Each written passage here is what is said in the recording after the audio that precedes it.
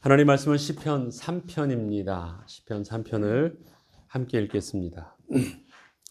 여호와여, 나의 대적이 어찌 그리 많은지요. 일어나 나를 치는 자가 많으니이다. 많은 사람이 나를 대적하여 말하기를 그는 하나님께 구원을 받지 못한다 하나이다. 셀라. 여호와여, 주는 나의 방패시요 나의 영광이시요 나의 머리를 드시는 자신이이다.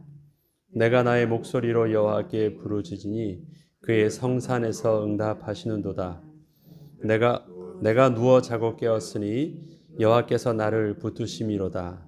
천만인이 나를 애워싸 진친다 하여도 나는 두려워하지 아니하리이다.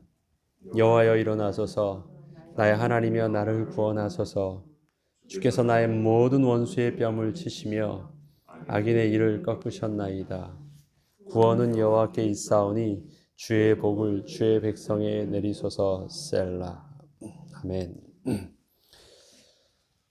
오늘 시편 3편의 부제를 보니까 다윗이 그의 아들 압살롬을 피할 때 지은 시라고 이 시편의 이 배경을 설명해 주고 있습니다. 가장 사랑했던, 가장 아름다웠던, 자기 왕위를 물려주려고 했던 그 아들이 그것을 못 참고 아버지를 반역하고 쫓아낸 거예요. 그와 아버지와 또 그의 신하들과 모든 사람은 목숨의 위태로움을 느끼고 급히 맨발로 도망할 수밖에 없던 상황 속에서 나온 시입니다. 대적인 원수, 악한 자가 아니라 자기가 사랑했던 아들이에요. 이것을 만약에 노래로 부른다고 하면, 이제 제가 찬송을 이렇게 찾아보면서 이 시편의 곡을 통해서 노래를 부른다면 어떤 감정을 가지고 이 노래를, 시편을 지을까? 이 지은 사람마다 그 찬송의 분위기들이 좀 다르더라고요. 원수로 생각해서 아주 용감하게 힘있게 막 해서 이것을 강하게 표현한 곡도 있고요. 어떤 분은 아주 잔잔하게 이것을 표현한 곡들도 좀 있습니다. 근데 저는 보니까 이 곡을 지을 때 쫓겨나면서 대적에게 쫓겨나면서 부른 찬송이지만 그렇게 강하게 내가 마음을 다잡고 이 분한 마음으로 원수를 멸하여 주시옵소서 하면서 부르진 않을 것 같아요. 이 시편의 이 내용을 보니까 상황은 그럴 법도 한데, 억울하니까 화가 나니까 그럴 법도 한데 그렇지 않게 부를 것 같아요. 굉장히 잠잠하게 읊조리고, 이 내용 자체가 구원은 하나님께 있다라는 평안함을 고백하고 있거든요. 아는 목사님과 대화를 하다가 그분이 이런 말씀을 하시더라고요. 미국의 국립공원을 가보면 뭐 내셔널 파크인데도 막 국립이라는 말이 써 있어서 뭔가 대단하고 아름답고 멋진 것을 기대하고 가지만, 대부분의 그러한 곳에 가보면 생각했던 만큼의 아름다움과 정리됨과 그런 어떤 감동을 많이 받지 못한다는 거예요. 그냥 산이래요. 그냥 계곡이고 뭐 이렇게 특별하게 입장료를 받을 만한 뭐 하나를 해놓은 것이 없어요. 최소한의 안전을 확보해주고 최소한의 볼 수 있도록 길들이 돼 있지만, 제 아내랑도 가면서 야, 이 정도면 한국 사람 같으면 여기 커피숍 하나 있겠다. 한국 사람이 이거 가만두지 않는다고 막 해놨는데, 미국 사람은요 가만두지 않고 그냥 가만둬요. 최소한의 볼 수 있도록만 해도 건들지 않습니다. 그러니까 그 모습이, 그렇게 우리 같으면 당장 깨끗이 치우든지 자르든지 길을 내든지 뭔가를 해놔야 되는데 그러한 흔적들이 별로 없어요. 볼품이 없어 보이는 게 오히려 더 맞는 것 같아요. 쉐난도를 가도 갈 수 있는 큰 길들이나 특별한 거 외에는요, 산을 들어가서 보면 좀 그런 느낌을 받을 때가 있습니다. 우리는 아름답게 꾸미기 위해서 뭔가를 많이 잘 만들어 놓으면 그것이 더 잘 된 것처럼 보여요. 그러나 이미 우리의 마음에 들지는 모르지만 자연은 훼손한 거예요. 쓰러진 나무를 그 자리에 놔둬야 돼요. 그거 치우면 안 돼요. 그게 썩고 그 안에서 또 미생물이 나와서 썩히고 하면 그 땅이 기름져지고 그러면서 또 새로운 생명이 일어나고, 그런데 우리가 지저분하고 치워놓고 우리가 지저분하다고 길을 쫙 놓고 아름답게 조경을 해놓으면 자연을 우리가 멋지게 해놓은 것처럼 보이지만 이미 그것은 인위적으로 자연을 훼손한 것이에요. 순환할 수 있는 어떤 많은 것들을 무너뜨린 거예요. 건들지 않는 것이 그래서 보존하고 그것이 더 자연스러움인 것입니다. 그 관점을 가지고 다시 보았어요. 미국 사람들이 해놓은 이것들을 다시 보았어요. 아, 그렇구나. 게으른 것이 아니라, 아무 생각이 없는 것이 아니라, 아, 저 사람들은 자연에 대해서 이해하고 있구나. 보존하고 있구나. 늑대가 저거를 잡아먹는다고 해서 늑대 개체수를 하면 이것이 보존될 것 같죠. 그걸 잡혀먹는 것들이 보존될 것 같은데 그렇지 않아요. 늑대를 잡으니까 이쪽에 있는 그 초식동물만 너무 자라나가지고 그 초식동물이 어떤 일들이 일으키냐?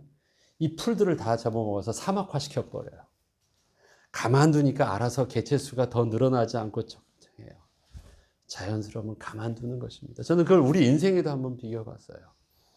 우리 인생 속에서 일어나는 많은 일들이요, 다 좋은 일만 있지 않아요. 편하지만 않아요. 내가 계획된 인위적인 어떤 그 부분들로 가면, 꽃길만 가면 그것이 굉장히 좋은 것처럼 보이는데요, 내가 원치 않는 많은 일들이 일어나요. 갑자기 천둥 번개가 일어서 나무가 쓰러지는 것처럼. 내가 볼 때는요, 그런 것은 안 일어나야 될 일들이 우리에게 많이 일어나요. 큰일 난 일처럼 보이는 일들이 많아요. 슬퍼 보이는 일들이 많아요. 그런데 내가 건드리지 않은 일들은요, 그렇게 지나고 나면 그렇게 문제되지 않아요. 우리가 문제되어지는 일들은 그 사건이 아니라요, 내가 건드린 일이에요. 삶 속에서 내가 인위적으로 뭔가를 해보려고 했던 일들은 지금 처음은 좋은 것 같은데 그것이 결국 꼬여가지고 다른 일이 일어나요. 가만두면 지나가는 나의 삶 속에서 늘 하나님과의 교제함 속에서 일어난 삶의 사건들이나 일어난 삶의 상황들은요, 가만히 들어가면 지나가요. 그리고 그것은 하나님께서 내게 유익한 대로 늦은 비와 이른 비에 은혜를 통해서 주셨던 일들임을 봐요.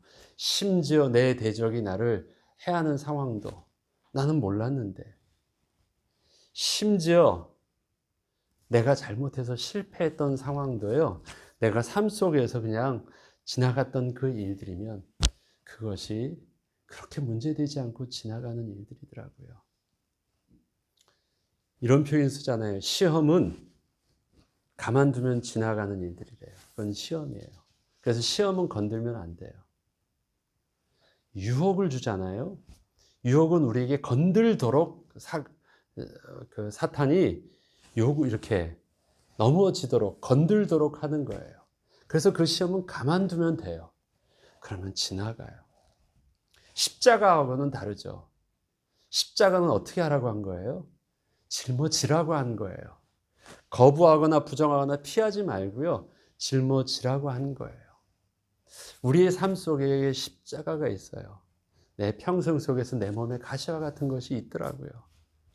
그것은 짊어지래요. 짊어질 수 있도록 하나님께서 힘주시고 은혜 주신대요. 그러나 시험은 건들지 말래요. 그냥 지나가대요. 괜찮대요.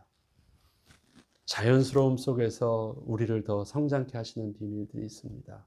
오늘 본문을 보면 다윗이 압살롬에게 당했어요. 압살롬은요, 이 모반을 하기 전에 이것이 이제 사무엘하에 보면 아주 자세한 압살롬의 그 반역에 대한 기록들이 나오죠. 압살롬은 몇 년 전부터 백성들의 마음을 훔치기 시작합니다. 그들 앞에 가서 어려운 왕 앞에 가서 뭔가 호소하려는 그들에게 그 성문 앞에서 가지 못하게 하고 무슨 일인데, 어려운 왕은 멀리서 봐야 되는데 압살롬은 그에게 친히 가까이 가셔서 그 눈높이로 앉아가지고 손도 만져주고 가까이 하면서 그래서 위로도 해주고요. 내가 도와줄게 하면서 정의로 판결도 해주고 우리 다윗 왕보다 낫네. 백성들의 마음을 훔쳤다라고 기록하고 있어요. 그래서 다윗과 멀리 있어서 얼굴도 보기 힘든 다윗보다 가까이 있어서 우리의 편이 되어주는 압살롬이 더 가까이 봐서 그들에게 마음이 뺏겼습니다. 압살롬은 그 일들을 중심으로 한 것이 아니라 마음을 훔치는 일들로 했었지만 그것을 도적질 당하고 있는 백성들은 알지 못했죠. 어느 정도 백성들의 민심이 압살롬으로 돌아온 것을 알고 그 다음에 그 민심을 가지고 다윗 왕의 신하들을 회유하기 시작해서 어느 정도 힘을 얻고 타이밍을 봐서 모반을 일으킵니다. 전혀 생각지 못했던 일들이었기 때문에, 그리고 치밀하게 준비한 내용들이 있었기 때문에 그냥 하루아침에 쿠데타에서 그냥 쫓기게 돼요. 도망을 갑니다. 본문을 보면 여긴 대적이 많아서 마치 혼자 있는 것처럼 보이지만 그의 모든 신하들과 다릇을 따이던 모든 백성들이 함께 따랐다라고 합니다. 그의 호위대도 친위 부대도 그의 앞서 뒤에 있어요. 숫자가 있었어요. 적지 않았습니다. 맨발로 혼자 도망간 게 아니에요. 다윗의 친위대 이방 사람이었던 가드 사람 600명도 그를 따랐다고 합니다. 다윗의 생명을 걸고 했었던 세 장수, 그 밑에 세 장수 다 따랐어요. 몇 명 그냥 그 앞에 있었던 아히도벨은, 다윗의 모사였던 아히도벨은 따르지 않았습니다. 그렇지만 대제사장은 따랐고요.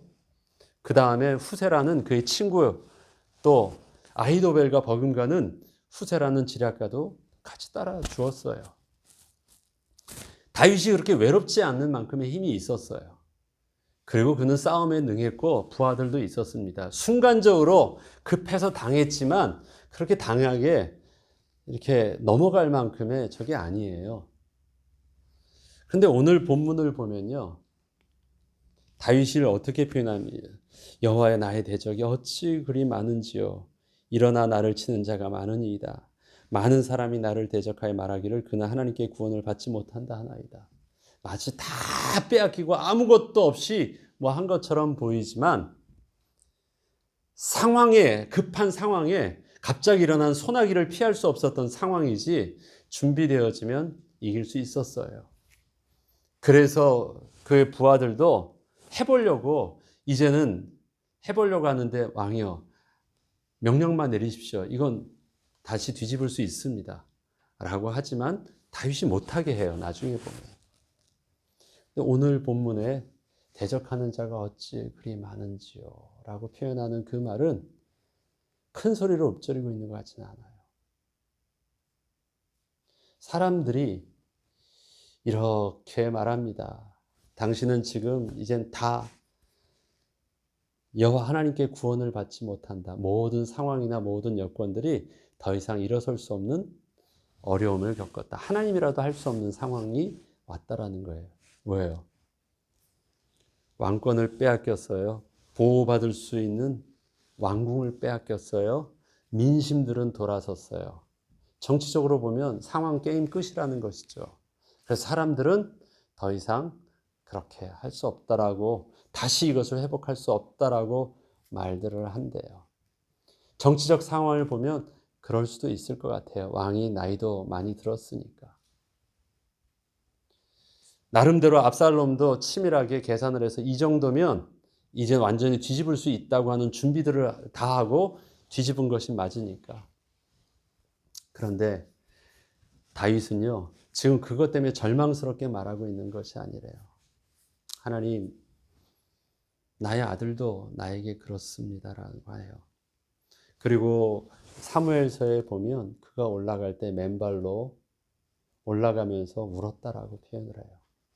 빼앗긴 슬픔을 우는 것이 아니에요. 아들 때문에 울고 있지 않겠습니까? 아들 때문에. 아들과 대적해가지고 그 아들과 대적해서 아들을 죽이고 자기가 서야 되겠습니까? 나중에는 정치적 상황이 어쩔 수 없어서 다시 회복해야 되는데 부탁하잖아요. 신하들한테, 장수들한테 부탁하잖아요. 그래, 그는 이 다윗 왕이지만 왕도 어쩔 수 없는 그는 법을 어긴 아주 대역 죄인이기 때문에 그를 잡아야 되겠지만 부탁한다. 목숨만 살려둘 수 없겠니? 그게 마지막 말이었고, 그 아들이 죽었을 때 다윗은 많이 눈물을 흘렸어요. 두 가지 감정이 교차하는 거예요. 자기의 공적인 위치 속에서 왕으로서의 모습과 그 다음에 아버지로서의 아들의 모습이 교차하는 거예요. 그렇게 해서 울었어요, 상황이. 감정적인 상황이 다윗을 많이 울게 했습니다. 그러나 그것은 그의 신앙이 흔들려가지고 우는 것이 아니라 상황이 아픈 거예요. 그것은 믿음으로 참는다고 해서 해결될 일들이 아닌 거예요. 아프잖아요. 그럼 아픈 거죠. 그럼 눈물이 나는 거죠. 다윗은 그러한 눈물을 흘렸습니다.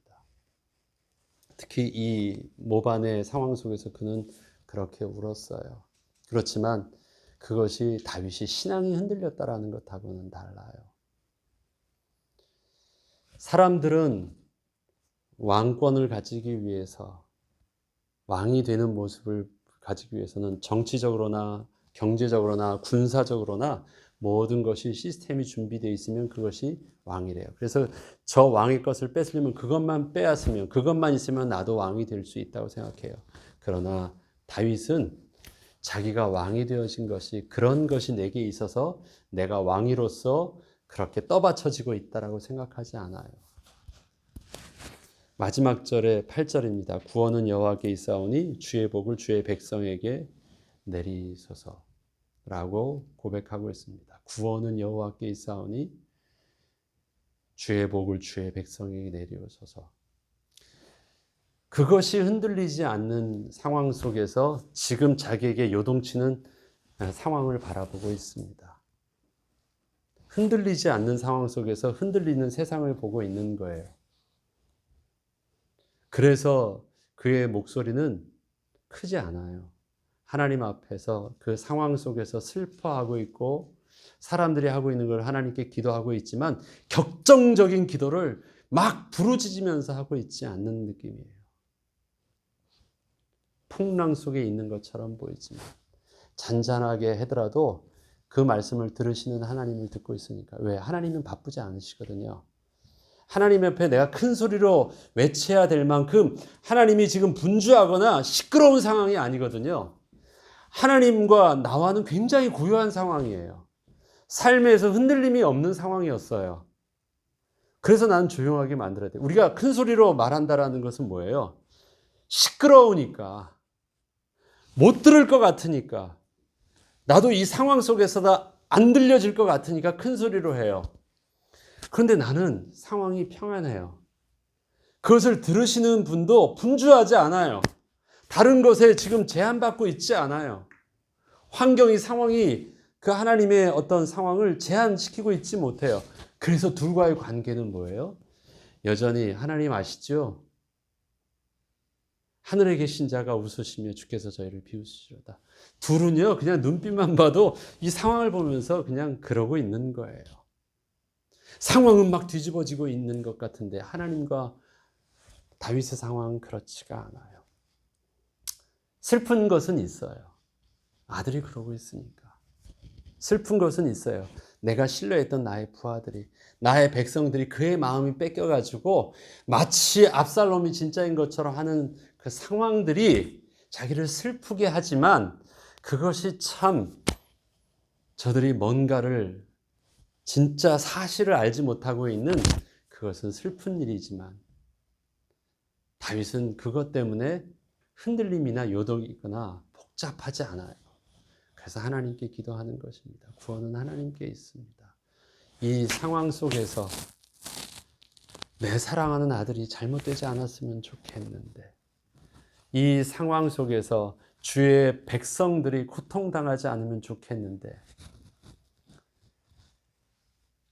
이 상황 속에서 주의 백성들이 고통을 당하거나 내가 그렇게 사랑했던 아들이 고통을 당하면 어떨까요? 정치적으로는 다 빼앗아 갔어요. 압살롬이 다 빼앗은 것 같아요. 그런데 한 가지에 관심이 없는 것이 있었죠. 회유하고 하는 것은 그는 힘만 보았지만 사독, 대제사장, 그의 종교적인 부분은 신앙적인 부분들에 대해서는 그걸 잘 알지 못했습니다. 사독은 같이 나오죠. 왕을 쫓아서 나옵니다. 근데 사독이 나올 때요, 그에게 계산한 것이 있었습니다. 그래서 그가 무엇을 들고 나왔습니까? 언약궤를 들고 나와요. 이것만 있으면 된다고 생각했겠죠. 그래서 그와 그의 아들들과 함께 언약궤를 들고 다윗을 따릅니다. 와보니까 언약궤를 들고 나와 있거든요. 있어야 될 곳에 가지고 나온 거예요. 일에 대해서 다윗은 뭐라고 얘기하냐면, 그 가지고 다시 당신도 들어가는, 당신은 언약궤가 있는 곳에 있어야 되고, 언약궤가 있는 곳은 어디예요? 바로 그 자리 여호와의 전에 있어야 된대요. 그래서 가지고 들어가래요. 아니, 정치적인 부분들은 빼앗겼지만 그래도 이 종교적인 부분까지 빼앗기면 다 빼앗기는 줄 알았는데, 언약궤까지 준다면 어떻게 됩니까? 이 그런 거 아니란 걸 알거든요. 이 종교적인 것, 언약궤를 붙잡는다고 해서 하나님을 붙잡는 게 아니라는 걸 알아요. 내 손으로 좌지우지하지 않는다는 것을 알아요. 다시 그 자리에 갖다 두세요. 그리고 여호와께서 내 편이셨다면, 여호와께서 다시 나를 회복시켜 주시는 것이 하나님의 계획이셨고 시간표라면 나는 다시 가게 될 것이에요. 내가 붙잡는다고 해서 붙잡을 수 있는 것도 아니고, 내가 놓았다고 해서 잃어버리는 것도 아닌 것. 왜? 하나님이 붙잡으면 나는 잡혀 있을 수 있는 것이고, 하나님이 버리시면 내가 아무리 붙잡으려고 해도 나는 버리는 것인데, 그걸 뭘 보고 알 수 있느냐? 언약에 그냥 갖다 두세요. 그리고 거기 계세요. 하나님이 나를 부르실 때 그곳에서 만날 수 있도록, 그곳에서 예배할 수 있도록 준비하세요. 언약궤를 지키세요 라고 얘기합니다. 그리고 그는 그의 아들 아비아들과 같이 들어갑니다. 사독은 아비아들과 아들과 함께 들어가서 지킵니다. 그래요. 다윗은 보면 굉장히 그래요. 야, 다윗의 용맹성을 보면 우리와 다른 것 같은 걸 봐요. 그런데 다윗의 말년에 그 실수하고 하는 것처럼 보면 우리와 똑같은 것도 봐요. 그렇습니다. 다윗이 우리와 다른 것처럼 달랐기 때문에 복을 더 얻은 것도, 다윗이 우리와 똑같은 모습 때문에 복을 잃어버린 것도 아니에요. 여전히 그는 뭐예요? 하나님이 반석 위에 그냥 서 있을 뿐이에요. 하나님이 붙잡혀 주신 그 은혜 가운데 그것이 평안함과 그의 인생의 왕권을 유지함과 모든 것들이 하나님의 주권 속에 있음을 바라봅니다. 하나님이 우리를 그렇게 인도하고 계십니다. 우리의 상황 속에서 어려움이 보이고 우리의 상황 속에서 사건처럼 보여도 하나님께서 아시는 일들이에요. 하나님이 우리에게 오늘 울게 하셨어요. 그럼 어떻게 하면 돼요? 울어야죠. 참으면 병되더라고요. 그게 굉장한 스트레스가 나면 그것도 병이 돼요. 울게 하신 것이잖아요. 그렇지만 그 울음 안에는요, 하나님이 나의 반석되어져 있는 그것이 무너지는, 하늘이 무너지는 울음은 아니에요. 하나님이 울게 하시는 유익함이 있겠죠. 지나고 나니까 울음도 우리에게 그렇게 나쁘지 않아요. 기쁨도 우리에게 주시는 건강함도 있어요. 그것도 하나님 주시는 복이에요. 가만히 삶 속에서 하나님 앞에서 우리가 평안할 수 있으면 어느 것 하나 복이 되지 않는 것이 있습니다. 다른 사람이 그걸 다 이해하지 못하더라도, 바라보는 우리의 모습이 안타까워 보이고 다 이해하지 못하더라도 하나님의 선하심 속에서 그거 괜찮습니다. 우리가 도와줄 수 있는 것, 그 문제를 해결해 줄 수 있는 건 도와주지 못하는데 하나는 도와줄 수 있어요. 꼭 잡아주면서 흔들리지 아니하도록 평안케 꼭 잡아줄 수 있는 것, 우리가 기도해 줄 수 있는 것, 저가 잘못됐으니까 해결해 주세요가 아니라 그 안에서 주님과 오늘 이 고백을 하나님 할 수 있는 은혜들을 나누게 해주세요. 구원은 여호와께 있사오니 주의 복을 주의 백성에게 내려주세요. 그것이 복되는 은혜들을 놓치지 않고 누리게 해주세요. 우리가 기도할 수 있는 것입니다. 나의 인생도 그렇게 하나님께 기도하고 우리가 전해야 될, 우리가 위해서 기도해야 될 지금 풍랑 가운데 있어 보이는 그를 통해서도 우리가 해야 될 것이에요. 그거 잘못되지 않았어요. 우리가 이해할 수 없을 부분입니다. 잘못되지 않았어요. 하나님은 주의 백성 양보하지 않으세요. 하나님은 하나님의 치밀하신 계획 속에서 그 일들을 통해서 하나님은 일을 이루실 거예요. 우리가 상상치도 못할 그 아들이 자기를 네 건데 왜 그러느냐, 너무 당황스럽고 너무 마음이 아픈 일이라 할지라도 그래요. 하나님 앞에서 하나님을 신뢰함으로 하나님 우리에게 주신 이 고요의 바다가 흔들려지지 않도록 하나님, 그래서 나를 잔잔하게 이 아픔 속에서도 하나님을 바라보며 고백할 수 있는 은혜가 나에게 있게 하시고 우리 주의 백성에게도 있게 하시고, 그가 흔들린다면 내가 그 옆에서 든든한 기둥이 되어져서 그를 붙잡아 줄 수 있는 은혜 내게 있게 하여 주시옵소서. 우리의 인생의 바다 속에서 하나님 앞에 그 은혜를, 또 우리 지금 아픔 속에서 우리가 함께 기도하고 있는 형제들과 또 자녀들과 또 우리의 성도들을 위해서 기도하고 하나님의 은혜를 우리가 함께 누릴 수 있는 저와 여러분 되길 주의 이름으로 축원합니다. 주기도문으로 마치겠습니다.